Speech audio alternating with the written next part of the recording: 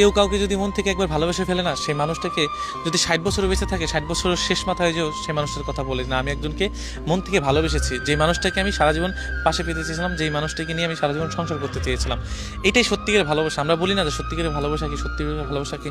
সত্যিকারের ভালোবাসা যদি কারো প্রতি কারো একবার যদি মন লেগে যায়, বা যদি মনের ভিতরে যদি আপনার মন গেঁথে যায়, ওই মানুষটাকে আপনি সারা জীবনও ভুলতে পারবেন না। শেষ বয়স যেও আপনার বলতে হবে যে আমি একটা মানুষকে অসম্ভব ভালোবেসেছিলাম, যে মানুষটাকে আজও আমি ভুলতে পারছি না। এটা আপনার বলতেই হবে। আর সত্যিকারের ভালোবাসা গুণাগুণ এইটাই।